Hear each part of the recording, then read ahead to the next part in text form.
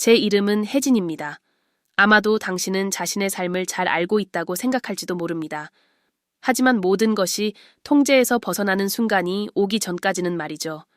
저는 이 이야기를 여러분이 저를 판단하거나 존경하게 만들기 위해 들려드리는 것이 아닙니다. 단지 저와 같이 한때 길을 잃었던 사람들에게 교훈이 되길 바라는 마음에서 전하는 이야기입니다. 저는 부산이라는 활기찬 해안 도시에서 자랐습니다. 하지만 제 삶은 결코 단순하지 않았습니다. 어릴 적부터 세상에는 두 가지 면이 있다는 것을 배웠습니다. 사람들에게 보여지는 겉모습과 실제로 그림자 속에서 벌어지는 일들 말이죠. 어머니는 항상 비밀은 마치 바다와 같다고 말씀하셨습니다. 표면은 잔잔하지만 그 아래는 위험하다고요. 그 뜻을 이해하게 된 것은 훨씬 나중의 일이었습니다. 제 이야기는 제가 24살이던 때부터 본격적으로 시작됩니다. 저는 서울 강남의 한 고급 호텔에서 접수 담당으로 일하고 있었습니다. 일이 지루하긴 했지만 그래도 바쁘게 지낼 수 있었습니다. 그곳에서 저는 민준이라는 36세의 임원을 만나게 되었습니다.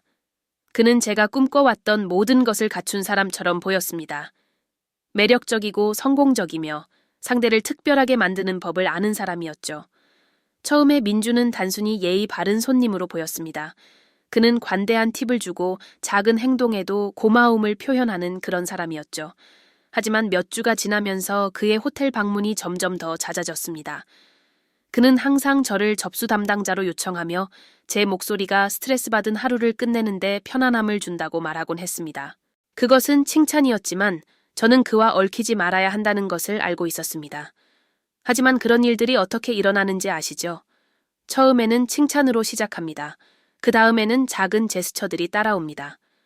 민주는 저에게 커피를 가져다 주기 시작했고 제 삶에 대해 물어봤습니다. 그리고 어느 순간 저는 그에게 제가 카페를 열고 싶어 하는 꿈, 부산에서의 어린 시절, 그리고 제 가족이 제가 독립할 수 있을 거라고 믿지 않았던 이야기를 털어놓고 있었습니다. 그는 누구보다 잘 들어주었습니다. 그 당시 저는 그가 결혼한 사람이라는 사실을 알지 못했습니다. 그것은 그가 철저히 감춘 그의 삶의 한 부분이었습니다. 그의 삶의 다른 모습을 알게 된 것은 어느 여름밤이었습니다. 그날, 그는 제가 근무 중이 아님에도 호텔 로비에서 저를 기다리고 있었습니다. 그는 나와 함께 있고 싶다며 보여주고 싶은 것이 있다고 말했습니다. 저는 망설였지만 결국 그의 제안을 받아들였습니다. 그는 저를 예약한 호화로운 펜트하우스로 데려갔습니다. 네가 자신을 믿는다면 어떤 삶을 살게 될지 보여주고 싶어. 그는 커다란 창문을 통해 도시의 멋진 정형이 보이는 방의 문을 열며 말했습니다. 정확히 언제 제가 그에게 빠졌는지 모르겠습니다. 하지만 그날 밤 저는 마치 영화 속 주인공이 된 기분이었습니다. 그는 제 미래를 위해 건배를 하며 내가 그 단조로운 일을 할 가치 이상이라고 말했습니다. 그리고 그는 저를 키스했습니다. 그날 밤부터 제 삶은 변하기 시작했습니다. 저는 이전에는 상상도 할 수 없었던 세계로 들어섰습니다. 민주는 저를 고급 레스토랑, 독점 파티, 그리고 완전히 다른 세상에 속한 것 같은 인맥 네트워크로 이끌었습니다. 하지만 시간이 지나면서 그 반짝임은 점점 사라지기 시작했습니다. 처음에는 완벽해 보였던 로맨스가 점점 더 복잡한 무언가로 변했습니다. 몇 달이 지난 후 민주는 자신이 결혼했다는 사실을 밝혔습니다. 그는 그것을 차갑고 실용적인 태도로 마치 단순한 기술적 세부 사항처럼 설명했습니다. 내 아내 지원과 나는 서로 합의한 관계야. 민주는 무심하게 위스키 잔을 만지작거리며 말했다. 우린 진짜 결혼한 게 아니야. 그냥 편의를 위해서지. 하지만 지금은 이혼할 수 없어. 아직 적절한 때가 아니야. 나는 떠났어야 했습니다. 모든 것이 잘못될 것이라는 걸 느꼈지만 나는 스스로 통제할 수 없는 무언가에 사로잡혀 있었습니다. 그를 잃는다는 두려움, 평범한 일상으로 돌아가야 한다는 두려움이 내가 유부남과 얽혀 있다는 부끄러움보다 컸습니다. 일이 더 심각해진 건 그가 약속을 하기 시작하면서였습니다. 민주는 곧 이혼을 마무리하고 우리 둘이 함께 새로운 삶을 시작할 수 있을 거라고 말했습니다. 나는 그를 믿었습니다. 믿고 싶었기 때문입니다. 그렇지 않다면 내가 연이어 잘못된 선택을 했다는 것을 인정해야 했으니까요. 그리고 어느 날 모든 것이 무너졌습니다. 먼저 지원이 알아챘습니다. 정확히 어떻게 알았는지는 모르겠지만 그녀는 민준과 내가 주고받은 메시지를 발견했습니다. 어느 날 오후 내가 호텔에서 근무를 마치던 중 전화 한 통을 받았습니다. 그녀의 목소리는 차분했지만 그녀의 분노는 설명하기 어려울 정도로 가득 차 있었습니다. 네가 누군지 알아, 혜진. 그녀는 말했습니다.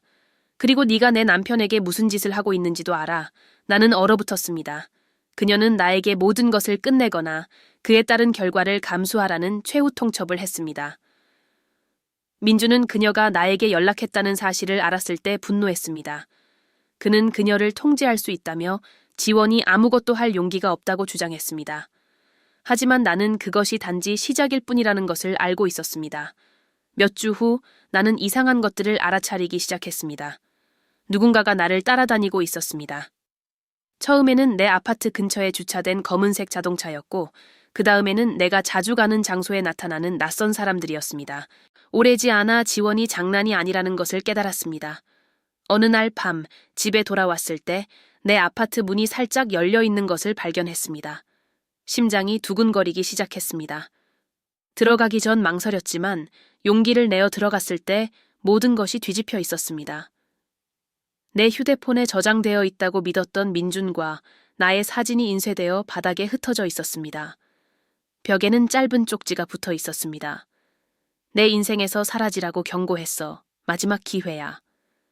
나는 민준에게 이야기해야 한다고 생각했지만 그는 자신의 공공 이미지를 걱정할 뿐 내 안전에는 관심이 없는 것처럼 보였습니다. 그녀는 너를 겁주려고 하는 거야. 그는 거의 경멸적으로 말했습니다. 내가 해결할게. 하지만 그는 해결하지 못했습니다. 오히려 상황은 더 악화되었습니다. 지원은 나를 둘러싼 사람들에게 나를 폭로하기 시작했습니다. 내 직장 동료들은 나를 다르게 보기 시작했습니다. 내가 자주 가던 카페에서 비난의 시선을 받았습니다. 심지어 호텔에서 내 상사는 나를 사적으로 불러 나의 평판이 직장 환경에 해를 끼치고 있다고 암시했습니다. 이 문제를 해결해야 해요, 혜진. 그는 불쾌하지 않게 보이려고 조심스럽게 단어를 선택하며 말했습니다. 이게 호텔 이미지에 얼마나 문제가 될 수 있는지 이해하시죠? 나는 출구가 없었습니다. 내 삶은 산산이 부서지고 있었고 나는 외롭고 고립된 기분이었습니다. 그때 나는 지원을 직접 대면하기로 결심했습니다. 나는 서울 중심가 근처의 한적한 카페에서 그녀를 만났습니다. 그녀는 완벽하게 차려입고 우월함과 경멸이 뒤섞인 눈빛으로 나를 기다리고 있었습니다. 드디어 나타났군요. 그녀는 눈으로 웃지 않는 미소를 지으며 말했습니다. 나는 침착함을 유지하려 했지만 그녀가 명백히 주도권을 쥐고 있었습니다. 그녀가 하는 말 한마디 한마디가 칼처럼 날카로웠고 나는 그 대결에서 이길 수 없다는 것을 깨달았습니다. 지원은 내가 단지 사라지길 바라는 것이 아니라 내가 가진 존엄의 조각까지 파괴하고 싶어 했습니다. 당신은 그저 그의 시간 때우기에 불과해요. 그녀는 몸을 앞으로 기울이며 말했습니다. 그가 모든 걸 걸고 당신을 위해 위험을 감수할 거라고 진짜로 믿나요? 그는 당신을 이용했을 뿐이에요. 다른 남자들도 당신을 이용할 거예요. 왜냐하면 당신 같은 여자들은 스스로 아무것도 얻지 못하니까요. 나는 그곳을 떠나며 몸을 떨었습니다. 분노, 수치심, 절망이 뒤섞인 상태였습니다. 하지만 그와 동시에 전에 느껴본 적 없는 결의가 생겨났습니다. 무언가를 바꿔야 한다는 것을 알았습니다.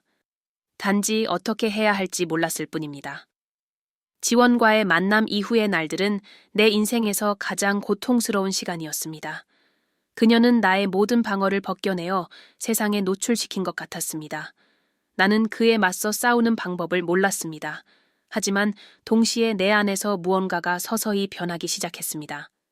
내가 느꼈던 분노는 그녀에게만 향한 것이 아니었습니다. 나 자신에게도 향한 것이었죠. 나는 스스로가 조종당하도록 내버려 두었고 환상에 빠져 있었습니다. 민주는 지원만큼이나 잘못이 있었지만 그럼에도 불구하고 나는 그가 내 구원자가 되길 바라고 있었습니다. 며칠 후 알 수 없는 번호로부터 메시지가 도착했습니다. 짧고도 직설적인 내용이었습니다. 오늘 밤 다시 만나. 내게 줄 것이 있어. 그것이 지원이라는 것을 알았습니다. 상식에 반하여 나는 가기로 결심했습니다. 아마도 그것을 끝내야 한다는 필요 때문이었거나 어쩌면 아직도 내 자신에게 무언가를 증명하려 했던 것일지도 모릅니다. 이번 장소는 달랐습니다.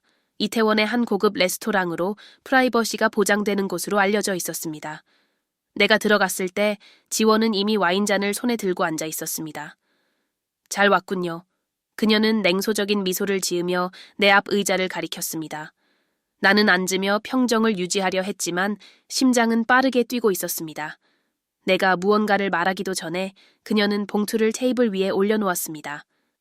이것, 그녀는 봉투를 가리키며 말을 시작했습니다. 당신에게 불리한 모든 것이 들어있어요. 메시지, 사진, 녹음까지. 이걸로 당신을 끝낼 수도 있죠. 하지만 당신에게 빠져나갈 기회를 주고 싶어요. 나는 침묵을 지키며 그녀가 무슨 말을 하는지 이해하려 애썼습니다. 나는 당신의 적이 아니에요, 혜진. 그녀는 이어서 말했습니다. 사실 나는 당신을 완전히 무시할 수도 있었죠. 하지만 내가 당신에게 이해시키고 싶은 게 있어요. 우리 같은 여자는 약해질 여유가 없다는 겁니다. 나는 혼란스러운 눈으로 그녀를 바라봤습니다. 지원은 내가 아닌 모든 것을 가지고 있는 사람이었습니다. 강하고 조리 있고 압도적인 존재감을 가진 그녀. 하지만 그럼에도 그녀의 눈에는 뭔가 숨기려는 취약함이 있었습니다. 나도 한때 당신 같았어요. 그녀는 마치 자신과 이야기하듯 고백했습니다. 순진했고 사랑이 민준 같은 사람을 바꿀 수 있을 거라 생각했죠. 하지만 그는 절대 변하지 않아요. 그런 남자들은 주위 사람들을 이용하기만 하죠. 그리고 다 쓰면 쓰레기처럼 버려요. 그녀의 말은 복부를 가격당한 것 같았습니다. 믿고 싶지 않았지만 그 말 속에 진실이 담겨 있다는 것을 알았습니다. 그가 당신 삶을 완전히 망치기 전에 빠져나갈 기회를 주는 거예요. 그녀는 봉투를 내 쪽으로 밀며 말했습니다. 가져가요. 이건 당신 거예요. 이걸로 무엇을 하든 당신 마음이죠. 하지만 그와 계속 함께 있다면 결국 나처럼 될 거예요. 과거의 당신 모습을 잃어버린 껍데기가 될 겁니다. 나는 손이 떨리며 봉투를 집었습니다. 무슨 말을 해야 할지 몰라 그저 일어나서 나왔습니다. 집으로 돌아가는 길에 나는 봉투를 열어보았습니다. 모든 증거가 거기에 있었고 치밀하게 정리되어 있었습니다. 우리가 레스토랑에서 함께 찍힌 사진들, 사적인 문자 메시지, 내가 알지도 못했던 통화 녹음까지. 지원이 나를 파멸시키기에 충분한 모든 것이 들어있었지만 그녀는 나를 구할 기회를 주고 있었습니다. 집에 도착했을 때 민준이 문 앞에서 기다리고 있었습니다. 그는 화가 난 듯 보였지만 그 표정에는 전에 본 적 없는 긴장감이 서려 있었습니다. 지원이 너한테 뭐라고 했어? 그는 돌려 말하지 않고 바로 물었습니다. 나는 잠시 망설였지만 결국 고개를 끄덕였습니다. 그녀가 널 다치게 할 수 없어. 그는 자신감을 내비치려는 듯 말했습니다. 내가 해결할게. 하지만 처음으로 나는 그의 말을 믿지 않았습니다. 그의 말투, 그리고 나와 눈을 마주치지 않으려는 모습에서 그가 상황을 통제하지 못하고 있다는 것을 알았습니다. 어쩌면 그는 처음부터 통제하지 못했던 것일지도 모릅니다. 이전에 이런 일을 해결한 적이 있나요, 민준? 내가 물었습니다. 목소리에는 의심이 가득했습니다. 그는 침묵했습니다. 그 순간 나는 내가 혼자라는 것을 깨달았습니다. 그 후 몇 주 동안 나는 민준과 거리를 두기 시작했습니다. 그는 여전히 메시지를 보내고 만나려고 시도했지만 나는 응답하지 않았습니다. 내 안에서 무언가가 변하고 있었습니다. 나는 나 자신을 다시 세워야 한다는 것을 알았지만 그것은 결코 쉬운 일이 아니었습니다. 그러던 중 또 다른 폭탄이 터졌습니다. 어느 날 밤 익명의 이메일이 도착했습니다. 거기에는 나와 민준의 사진들과 함께 위협적인 메시지가 적혀 있었습니다. 쉽게 도망칠 수 있을 거라 생각했어? 이건 시작에 불과해. 나는 즉시 이 메시지가 지원의 짓이 아니라는 것을 알았습니다. 뭔가 다른 일이 벌어지고 있었습니다. 내가 완전히 이해하지 못하는 무언가가 말이죠. 다시 이상한 일들이 생기기 시작했습니다. 알 수 없는 전화, 사라지는 메시지들, 마치 누군가가 나를 미치게 하려는 것 같았습니다. 그러다 어느 날 밤 집으로 걸어가는 길에 누군가가 나를 따라오고 있다는 것을 깨달았습니다. 나는 그 사람을 따돌리기 위해 카페로 들어갔습니다. 그러나 창문을 통해 바라보니 길 건너편에서 민준이 나를 지켜보고 있었습니다. 공포가 나를 엄습했습니다. 나는 핸드폰을 꺼내 지원에게 메시지를 보냈습니다. 당신의 도움이 필요해요. 지원은 거의 즉각적으로 응답했습니다. 그 신속함에 나는 놀랐습니다. 우리가 마지막으로 만났던 카페로 와요. 지금. 그녀의 빠른 대답은 그녀가 이미 이런 상황을 예상하고 있었던 것 같은 느낌을 주었습니다. 나는 카페를 황급히 나서며 길을 건너는 동안 민준의 시선을 애써 무시하려 했습니다. 약속된 장소에 도착했을 때 그녀는 이미 자리에 앉아 있었고 항상처럼 완벽한 자세를 유지하며 아무것도 드러내지 않는 표정을 짓고 있었습니다.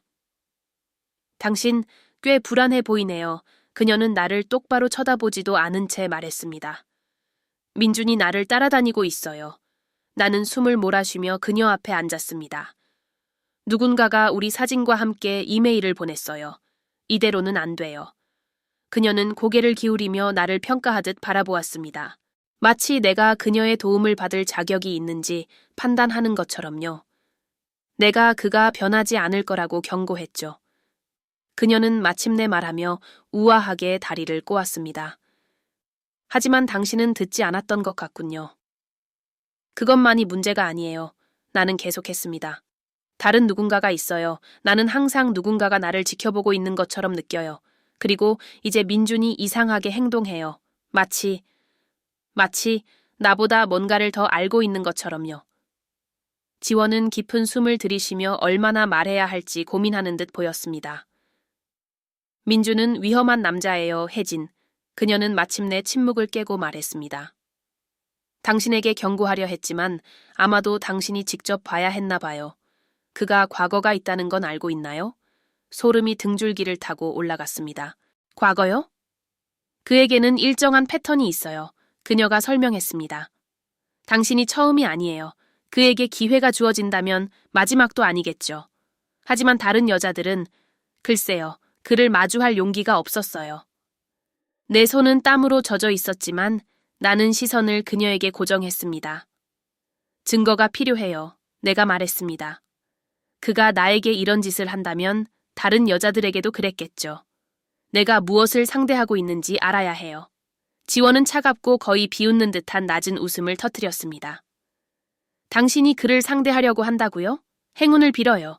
그녀는 가방에서 카드를 꺼내 테이블 위로 미끄러뜨리며 말했습니다. 이 사람은 당신을 도울 수 있을 거예요. 하지만 미리 경고하죠. 돈 이상의 대가가 필요할 겁니다. 그 후 며칠 동안 그 카드가 나의 집착이 되었습니다.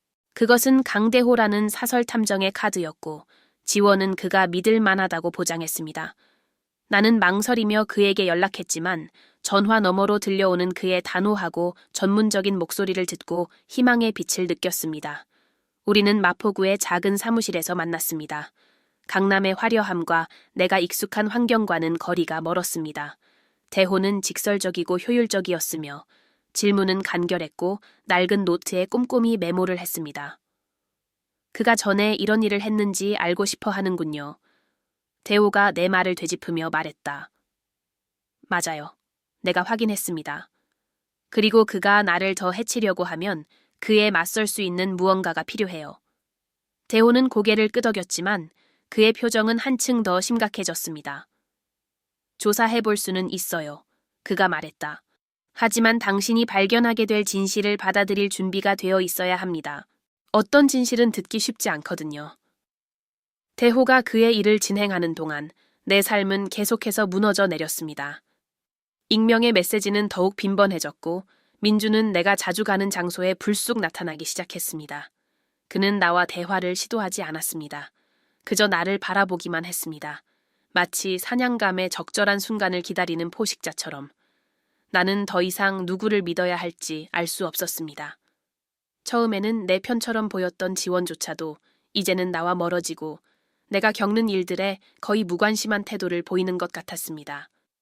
어느 날 밤 대호가 전화를 걸어왔습니다. 사무실로 와야겠어요. 그는 말했다.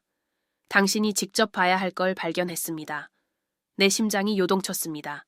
택시를 잡아타고 서둘러 그의 사무실로 향했습니다. 도착했을 때 그는 그의 책상에 앉아 문서와 사진, 디지털 파일들에 둘러싸여 있었습니다. 민준에게는 일정한 패턴이 있습니다. 그는 서두르지 않고 말했다. 그는 취약한 여성들에게 접근해 관계를 맺고 더 이상 쓸모가 없으면 버립니다. 하지만 그뿐만이 아니에요. 그는 내 쪽으로 사진 한 장을 밀어냈습니다.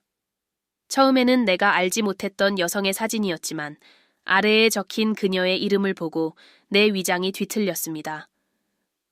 은지입니다. 그가 말했다. 그녀도 당신과 같았어요. 젊고 매력적이었으며 그의 소나귀에 빠졌죠.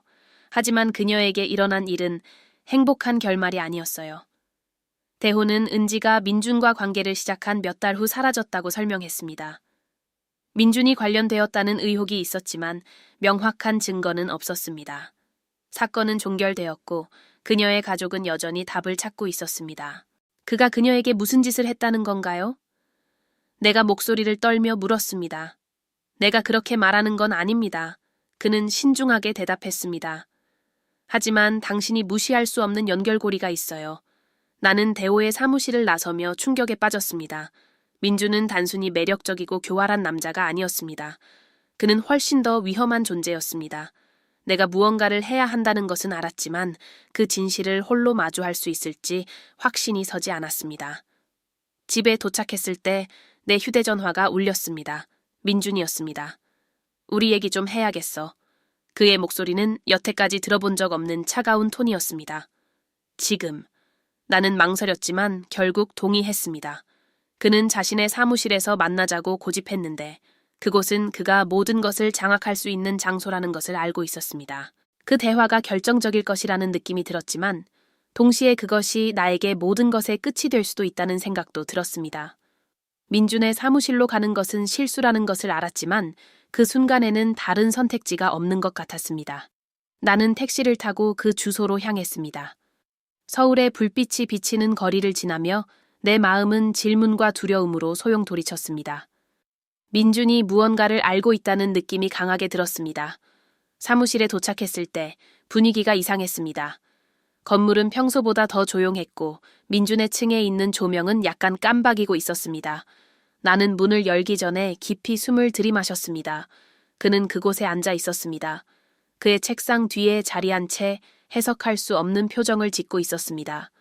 그의 눈은 차갑고 계산적이었습니다. 앉아. 그는 내 앞에 있는 의자를 가리키며 말했습니다. 나는 마지못해 그의 말을 따랐습니다. 지원과 이야기했군. 그는 감정을 담지 않은 목소리로 시작했습니다. 그리고 사설 탐정과도 나는 우리가 더 특별한 무언가를 가지고 있다고 생각했는데 특별한? 내가 분노가 치밀어 오르는 것을 느끼며 되받아쳤습니다. 당신은 처음부터 나에게 거짓말을 했어요. 당신은 나를 이용했어요. 그는 미소를 지었지만 그것은 따뜻한 미소가 아니었습니다. 그것은 얼음처럼 차갑고 위협적인 미소였습니다. 당신은 세상이 어떻게 돌아가는지 이해하지 못하는군. 혜진. 이 모든 것. 그는 사무실 주변을 가리키며 말했다. 희생 없이는 얻을 수 없어. 그리고 당신은 그저 이 과정에서 또 하나의 발판이었을 뿐이야. 내 손은 떨리고 있었지만 나는 약해 보이고 싶지 않았습니다. 은지? 그녀에게 무슨 일이 있었나요? 그 이름이 언급되자 처음에는 그가 망설였지만 이내 그는 웃음을 터뜨렸습니다.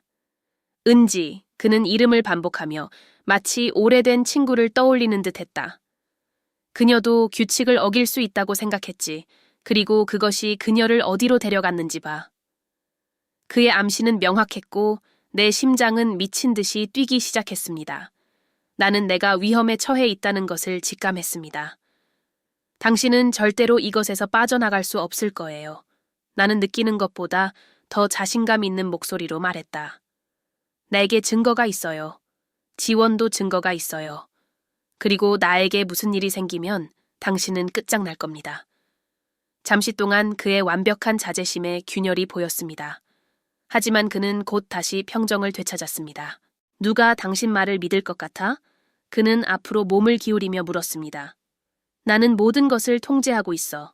당신 같은 사람들은 사라지고 세상은 계속 돌아간다고. 그가 더 말을 이어가기 전에 사무실 문이 갑자기 열렸습니다. 놀랍게도 지원이 들어왔고 그녀 뒤에는 대호와 2명의 제복을 입은 경찰이 있었습니다. 민주는 순간 얼어붙었고 그의 자신감은 눈앞에서 증발했습니다. 끝이야, 민준. 지원은 단호한 목소리로 선언했습니다. 너는 나를 배신했어. 그는 분노에 가득 찬 눈으로 그녀를 향해 으르렁댔습니다. 아니요, 당신이 스스로를 배신한 겁니다. 그녀는 대답했습니다. 나는 당신의 거짓말을 너무 오래 참아왔어요. 하지만 당신이 혜진의 삶을 망치려고 했을 때 내가 뭔가를 해야 한다는 것을 깨달았어요. 경찰들이 다가와 그에게 수갑을 채웠고 그는 격렬히 저항하며 외쳤습니다. 당신들은 이럴 수 없어. 나는 건드릴 수 없는 사람이야. 이제는 아니야. 대호가 USB를 보여주며 말했습니다. 우리에겐 모든 증거가 있어요. 당신이 남긴 증거들, 메시지, 기록들, 그리고 그것뿐만이 아니에요. 우리는 은지의 실종과 연결된 단서들도 찾았습니다. 민주는 연행되었지만 마지막으로 나를 향해 증오로 가득 찬 시선을 던졌습니다. 그 후 몇 주는 혼란의 연속이었습니다. 민준과 그의 범죄에 대한 이야기는 빠르게 퍼졌고 언론을 충격에 빠뜨리며 그의 명성을 산산조각냈습니다. 지원은 그를 폭로하는 데 중요한 역할을 했지만 대중의 비판을 피할 수는 없었습니다. 그럼에도 그녀는 무엇보다도 홀가분해 보였습니다. 나는 반대로 내 삶을 다시 세우기 시작했습니다. 쉽지 않았습니다. 고통, 수치심, 그리고 감정적 상처는 여전히 남아 있었습니다. 하지만 처음으로 내 미래를 스스로 통제할 수 있다는 느낌이 들었습니다. 지원과 나는 친구가 되지는 않았지만 우리 사이에는 조용한 존중이 있었습니다. 그녀는 나에게 가혹하지만 필요한 교훈을 주었습니다. 우리가 마지막으로 만났을 때 그녀는 나에게 이렇게 말했습니다. 너는 살아남았어, 혜진. 그것만으로도 많은 사람들이 이루지 못한 거야. 그녀가 옳다는 것을 알고 있었습니다. 민주는 나를 거의 완전히 파괴했지만 나는 여전히 여기 있었습니다. 그리고 어떻게든 그것만으로도 충분했습니다. 욕망과 종말의 연인이라는 사건은 단순한 스캔들 이상의 것이었습니다. 그것은 가장 잘 숨겨진 비밀조차도 결국 드러난다는 사실을 상기시키는 폭로였습니다. 민준의 이야기는 감옥에서 끝이 났지만 내 이야기는 이제 막 시작되고 있었습니다.